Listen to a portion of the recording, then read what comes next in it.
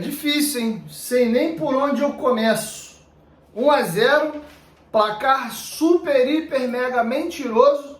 Apesar do Vasco ter tido oportunidade até de empatar o jogo, teve um gol anulado, bem anulado, diga-se de passagem, do Pablo Verratti. Mas o placar foi muito mentiroso. Se você estava esperando uma goleada, decidiu dar um rolê, dar uma volta, não viu o jogo e tá vendo só o placar, já te adianto, tá? Pô, o Vasco fez jogo duro, não fez. O craque do jogo hoje foi a trave.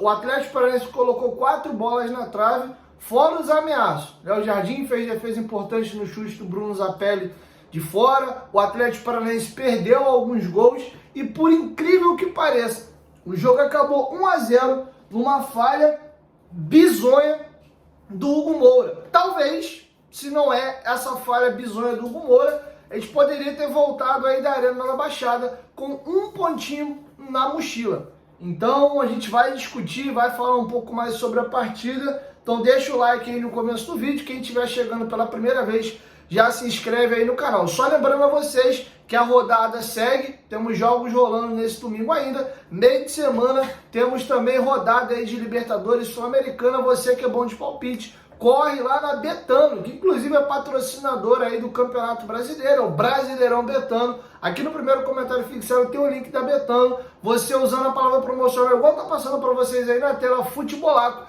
eles te dão um bônus até de R$500 no primeiro depósito e R$20 para fazer uma aposta grátis. As transferências da Betano são feitas através de Pix, tá? Então, acertando, o dinheiro já cai na sua conta rapidinho, beleza? Brasileirão Betano, você tem que fazer sua fezinha onde? É na Betano, é a BB do Brasil, beleza? Betano, parceira do canal Futebolaço, mas não esqueça de ir no link aqui do primeiro comentário fixado e usar a palavra promocional Futebolaco para você ganhar o seu bônus no primeiro depósito, beleza? Dito isso, vamos ao jogo.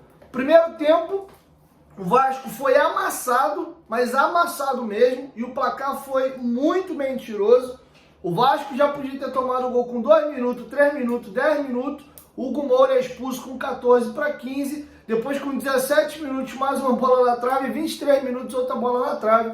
E aí tem um dito popular que diz: água mole, pedra dura, tanto bate até que fura. O Vasco acaba tomando gol aos 25 minutos, né? E um Vasco ali que já vinha sofrendo demais, com 15 minutos, num gramado sintético, num time que não perde dentro de casa há 10 meses e também vem agora com essa vitória em cima do Vasco, chega a 8ª vitória consecutiva dentro de casa.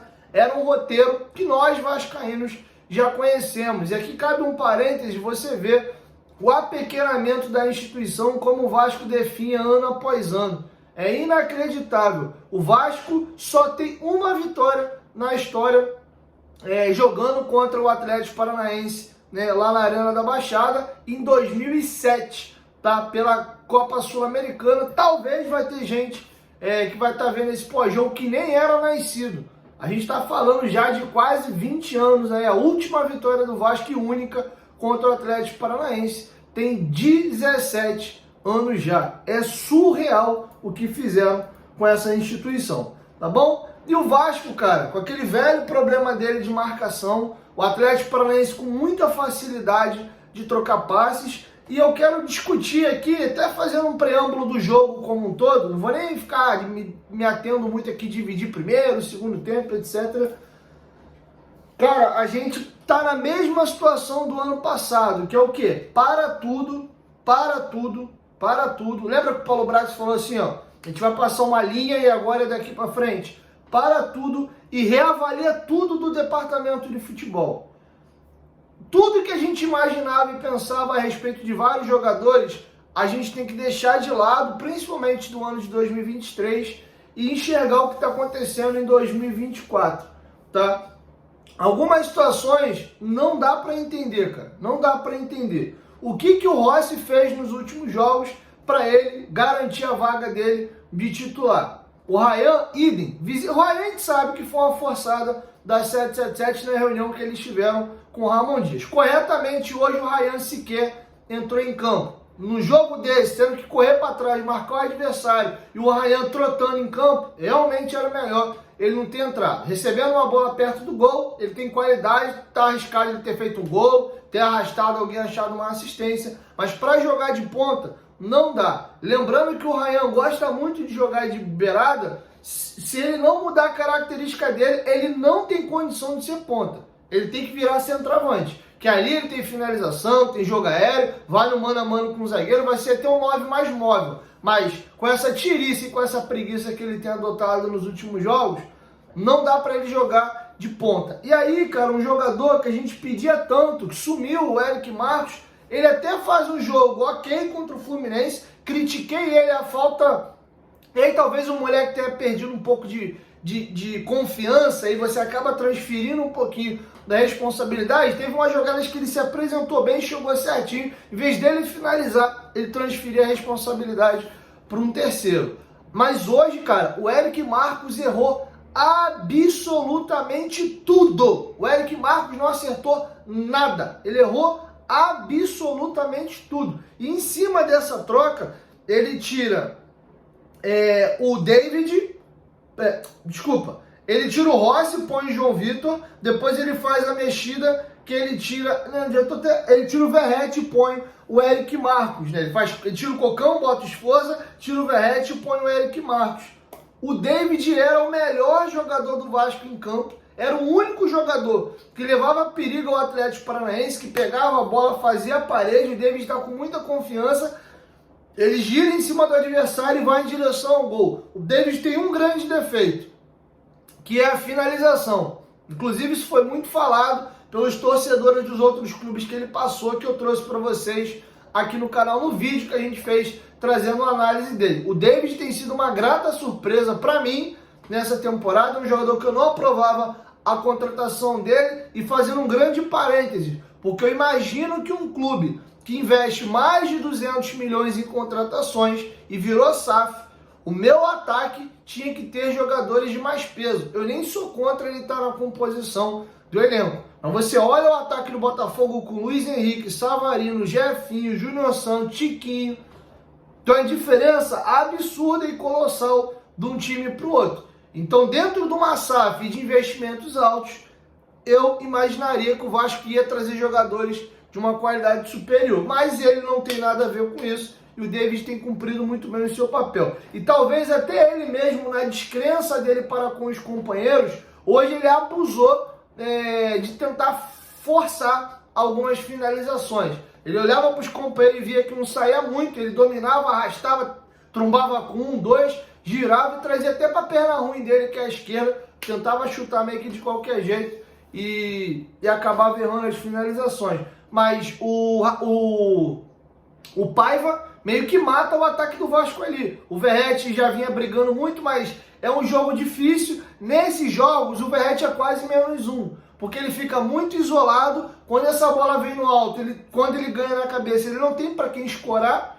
O Verratti, se você está puxando o contra-ataque e dá bola nele para atacar o espaço, ele não tem velocidade para sustentar essa bola e ir dentro do gol ou até arrastando para rolar um passe para um companheiro. Ele é um jogador letal dentro da área, ele finaliza bem, tanto com a cabeça como com o pé, principalmente com a cabeça. Mas se você manter o Verratti muito longe do gol e ele precisando correr muito campo, ele vira quase que -1. Briga, se entrega, não é um cara frouxo, mas você perde isso. E aí ele me tira o Verratti, coloca o Eric Marcos, achando que o Eric Marcos ia sustentar um pouco ali a beirada e teria um centroavante mais móvel, né, para ter essa bola enfiada na frente para ele ganhar na velocidade. O João Vitor estava arrastando muito, fez um baita de um segundo tempo de João Vitor e não pode mais sair do time do Vasco. E ali o Vasco tem um revés. E a gente, de novo, bateu muito na tecla da sorte. E, cara, algumas coisas estão muito claras da má montagem desse elenco do Vasco. O Galdames, ele é um jogador assim, um zero à esquerda, um Zé Ninguém. Ele não sabe dar um passe de 5 metros. Muito pelo contrário. Você vê ele virando bola de um lado para o outro. Até a jogada é difícil. Tá meio apertado, ele vira a bola de primeira para o outro lado. Talvez ele seja o jogador com passe mais refinado no elenco, junto com o Payet. Sendo que o Galdames, ele é volante. O volante ali pela direita. Hoje ele entrou com um tripé de volante, aquele mesmo 4-3-3 do Ramon do ano passado. O Hugo Moura de primeiro volante, Matheus Carvalho como volante da esquerda e o Galdames como volante da direita. Na hora que você entregar a bola no pé do Galdames, ele vai saber o que fazer com ela, principalmente com o passe.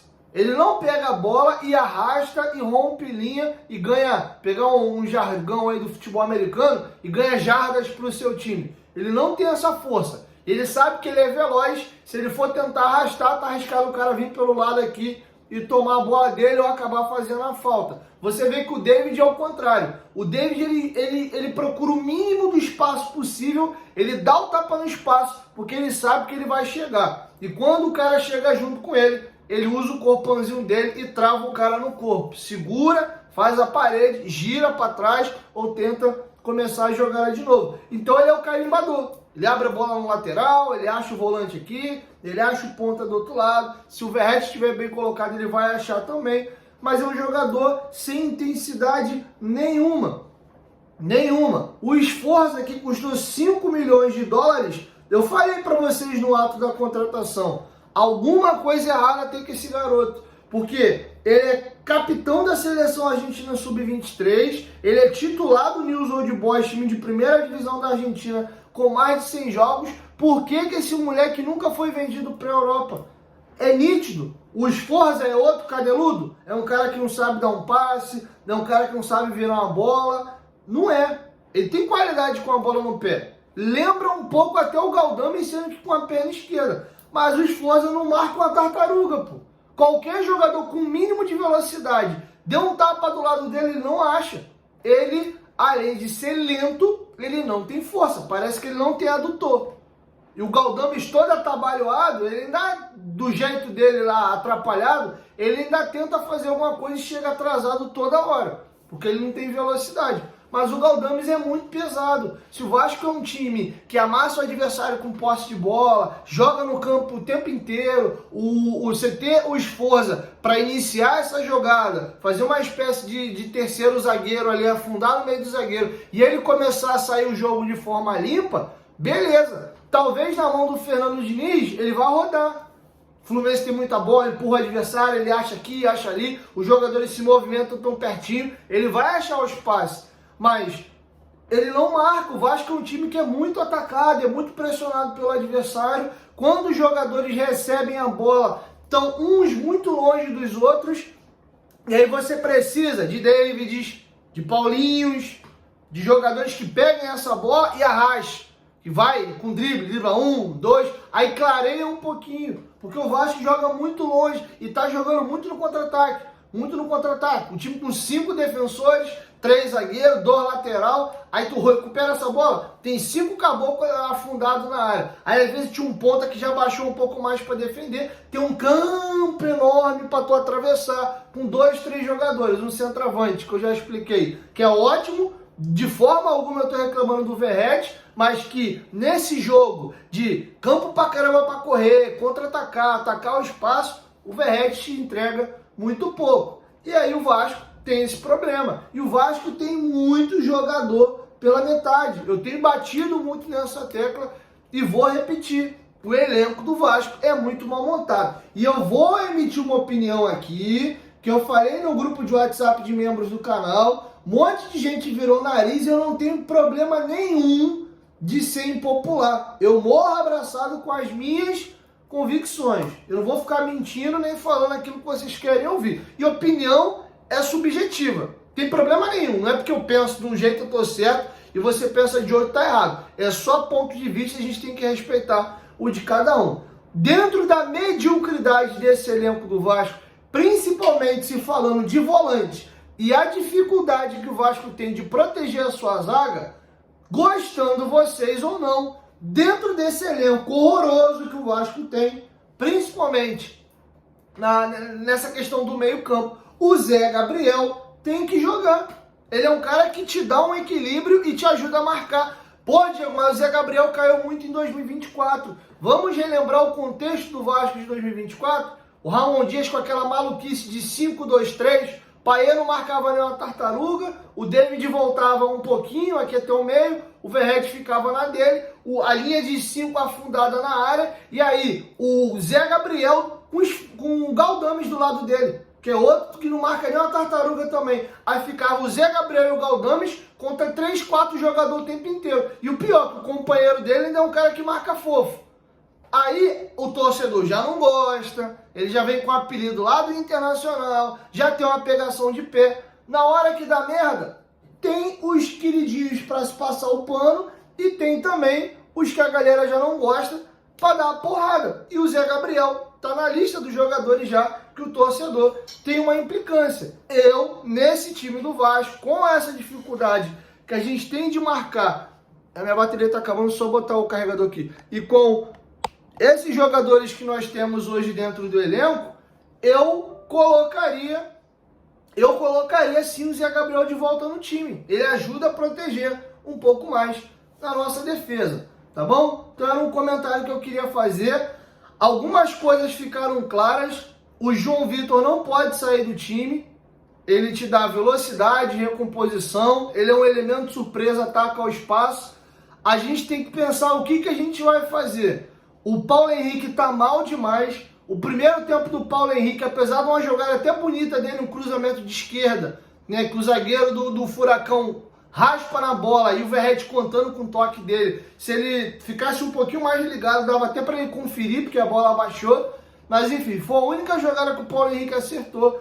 E tem duas jogadas dele pavorosas no primeiro tempo, que é inadmissível. O Maicon sozinho, ele vai dar um passe, cede um escanteio, e depois tem uma bola que ele dá no pé do Pablo, que o Pablo gira e finaliza, para nossa sorte, para fora. Tá muito mal. Inclusive, não entendi a demora do Paiva de tirar o Paulo Henrique. Ele já poderia ter botado o Adson no time na vaga, inclusive do Paulo Henrique, para ter o Adson aberto lá para aquele lado direito. Não fazia sentido. Talvez ele pensando em contra-ataque, ter dois jogadores muito rápidos ali para aquele lado, que é o PH e o João Vitor, mas o Adson também é um cara veloz. E inclusive tem drible curto. E é um cara que pensa um pouquinho. E outra situação que eu queria debater, a gente já viu que o Adson tem um pouco mais de dificuldade também de força física, mas é um jogador que tem um mínimo de qualidade. Você vê que várias vezes ele mesmo apertado, ele pensa um pouquinho, ele é um cara que ele consegue levantar a cabeça e tentar achar um passe no mano a mano. Ele tem condição também de ir para um contra um. Dentro da mediocridade desse elenco, eu acho que o Adson merecia jogar um pouquinho mais. Dos pontas do elenco, o Adson e o David são os que eu utilizaria mais um pouco. E aí outro problema, tem uma galera aí que, pô, o Paê volta contra o Vitória, inclusive jogo de altíssimo risco, tá? Já vou cantar a pedra aqui, bater na mesa aqui, ó.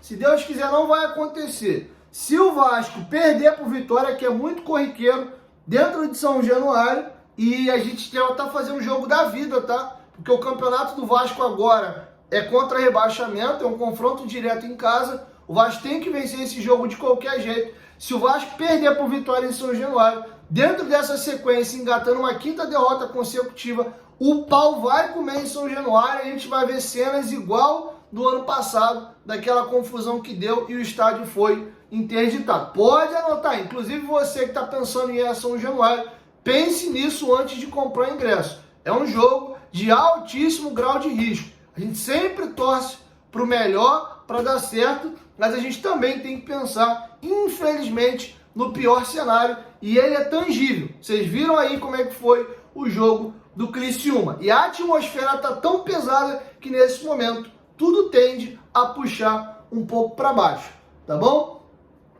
Mas a tendência é que o Paê volte. E uma coisa que eu não gosto, mas não sei se na cabeça do pai isso vai mudar, mas conversei com não tem por que não falar não, enfim, não é nada de tão importante, acho que não tem problema falar não. Eu tive uma conversa com o Emiliano Dias esses dias e a respeito do Paê, a gente vai ter um papo sobre o Paê.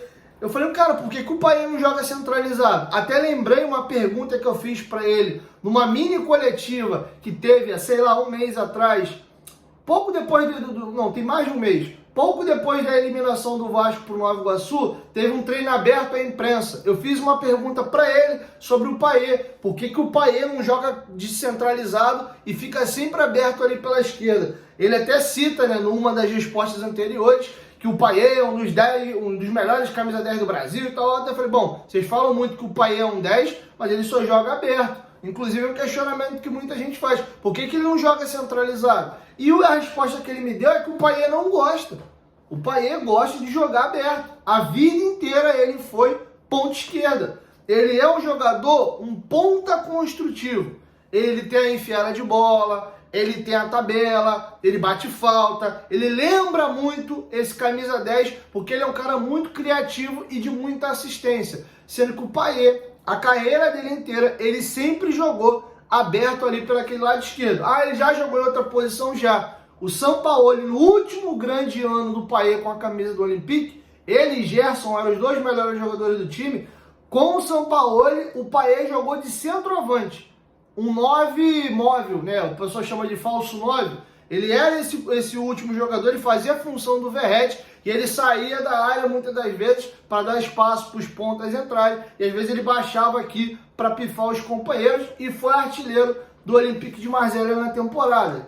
Por quê? Porque o Sampaoli entendia que de beirada não dá mais para ele não joga muito com esse camisa 10, e o Payet, próximo do gol, ele é letal, né? E era uma posição que ele conseguia fazer o Payet descansar sem a bola, e quando ele tivesse a bola, ele jogar um pouquinho mais. Mas e aí? O Payet vai jogar de 9? Vai tirar o Verratti? Não vejo esse cenário acontecendo dentro do Vasco. Então isso me preocupa, porque o Emiliano me falou isso. O Payet não gosta de jogar por dentro. A parada dele é ali, abertinho, pelo aquele lado esquerdo. Com a bola, a comissão técnica dava liberdade para ele. Então, às vezes, você via, durante o jogo, ele sair da ponta e vir receber aqui uma bola no meio. Até porque ele é totó, né? Os jogadores não ficam plantados e presos nas posições. Então, ele tinha um pouco mais de liberdade. Mas, de início, ele era aquele ponta esquerda e ficava batendo ali muito com o Piton. Isso me preocupa. Por quê? Na hora de marcar, o Payet -1 e o David tem sido um dos nossos melhores jogadores, um dos poucos que tem entregado alguma coisa. O David está muito bem encaixado ali pelo aquele lado esquerdo. O que deve acontecer, se o Paiva ou o novo treinador chegar e quiser manter esse esquema com 3 atacantes, o que deve acontecer, e eu sou contra, ele vai acabar empurrando o David para a direita, onde ele não rende tanto, que o David não é um jogador de dar tapa para a linha de fundo, ele é de fazer a parede girar por dentro e dar o corredor para o lateral passar. E aí ele vai matar o David na direita, ele vai até ter a qualidade do Payet para construir por aquele lado, mas ele vai matar o time na hora de recompor e defender. Mas é o que eu acho que vai acabar acontecendo. Acho que caberia uma forçação de barra, tentar convencer o Payet de jogar um pouco mais por dentro, tá bom? Então assim, o placar em si é até, entre aspas, não vou dizer que é positivo, vai pegar mal, né? É aceitável, já era de se contabilizar um jogo com o Atlético Paranaense uma derrota. A minha expectativa era o Vasco ter tomado uma goleada e não tomou por incompetência do Atlético Paranaense. Foram 4 bolas na trave, fora as defesas do Léo Jardim e os chutes para fora. Com tudo isso, e aí é mais demérito até do Atlético Paranaense, porque tinha um jogador a mais e joga num gramado sintético que te dá uma vantagem competitiva muito grande, eles não conseguiam matar o jogo e por muito pouco o Vasco não empatou. Teve um gol anulado ali do David, teve alguém que saiu cara a cara com o Bento fez uma defesa importante, o Vasco criou algumas oportunidades para empatar o jogo e estava chegando. Talvez até se o Eric Marcos não entra, ele mantém o David de ponta e entra o Cleiton, já que ele queria trocar o Verratti porque achou que ele afogou, o Vasco poderia ter talvez levado um pouco mais de perigo, o Adson já aberto no lugar do Paulo Henrique, mas enfim, águas passadas aí não move o moinho, o resultado é esse. Agora é dar a vida contra o Vitória. Esse jogo, além de quebrar essa sequência negativa de derrotas, evita uma tragédia pior, que é o cenário e a atmosfera que vai explodir depois de mais uma porrada e um jogo dentro de casa. E você ganha um pouquinho mais de fôlego. Vem um clássico com o Flamengo, a gente sabe como é que é clássico, o Flamengo vem aí tropeçando também, tá fazendo muita força para conseguir ganhar os jogos. De repente, belisca um empatezinho, faz 4 pontos em 2 jogos, e aí o negócio melhora. Você tem um jogo para fazer com Fortaleza, né, em casa, de repente você vem aí de 4 pontos, quem sabe até 6, vai que dá uma cagada ganhando o Flamengo, e aí de repente com essa atmosfera positiva, o time começa a acertar e avança. Garante uma grana importante e vai às oitavas, e aí a chave pode virar. Porém, tu perde por Vitória em casa, é quase batata que a gente vai ser atropelado nos outros jogos aí do Campeonato Brasileiro. E aí você é eliminado da Copa do Brasil, mete 5, 6 derrotas ou 6 jogos aí sem vencer. Tu já inicia o ano afundado na zona de rebaixamento, já o primeiro fora da zona fazendo gordura, porque hoje o Fluminense já tem 2 pontos a mais que o Vasco, passados mais alguma rodada, aí tu vive naquele fantasma todo. A janela só abre em julho e tem um negócio que eu tô morrendo de medo aqui. O que você tá morrendo de medo, Dieguinho? Os caras são absurdamente incompetentes. Quem me garante que eles vão fazer uma boa janela no meio do ano? Ano passado, o Paulo Brax fez uma puta janela e salvou. Até agora, o Vasco fez 3 janelas.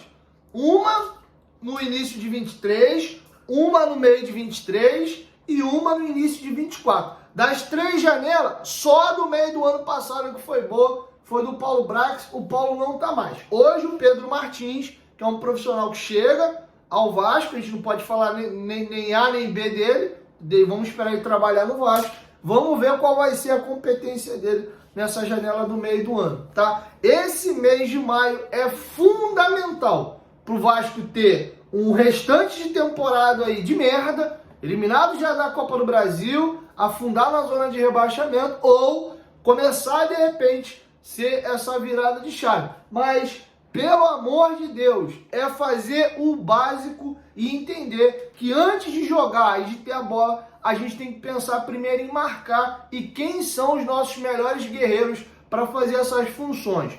Com Galdames, Esforza, Paulo Henrique, com esses marca-fofo aí, a gente não vai chegar a lugar nenhum. Aproveita um pouco mais o Adson, acho que ele já adaptou fisicamente. E vamos ver como é que encaixa o Payet da melhor forma para a gente extrair o que ele tem de qualidade, tá bom? Classifico o Payet como uma grande interrogação para essa sequência da temporada. Te entrega com a bola, mas ainda assim não tem sido um cara de fato decisivo, que decide e ganha pontos para o Vasco. Não tem sido assim. Ele jogou alguns bons jogos em estadual contra times pequenos. Os clássicos do Payet não foram bons. Ele até teve uma bola de 3 dedos ali pro gol do Galdames contra o Botafogo. Mas longe de ter brilhado, ter mostrado que é muito diferente no meio de times de mais qualidade. Flamengo, Fluminense e Botafogo. O brasileiro dele tá intacto. Ele até jogou, mas eu vou dar um desconto. Inclusive não era para ter jogado. Só vocês verem que depois do jogo do Criciúma passou 2 jogos e sequer ele foi relacionado. Então vou até excluir aquela partida muito ruim do Payet contra o Criciúma. Vou fazer de conta que ela nem existiu. Porque visivelmente ele não tinha condição de jogo. Tá bom? Então é isso. Assim a gente encerra o nosso pós-jogo com mais uma derrota. Resultado já esperado, né? Então, assim, menos mal que não foi uma goleada. No jogo saldo de gols do Vasco lá na casa do caramba. 1-0 e vambora. Corrigir a rota aí, mas não dá pra ficar com esse meio campo cheio de marca-fofo, não. E reitero, eu recolocaria o Zé Gabriel no time, principalmente porque pro jogo do Vitória o Hugo Moura tá expulso, não pode jogar, e você precisa desse primeiro volante de mais contenção. Com Esforza e Galdames na cabeça da área, a gente vai sofrer. Importante um detalhe lembrar aqui também. Isso, quando eu tô falando, isso aqui tá cortando primeiro pra mim. A gente vem de uma carência absurda e a gente tem que parar com isso. Um jogador faz um bom jogo, a gente bota ele lá na lua.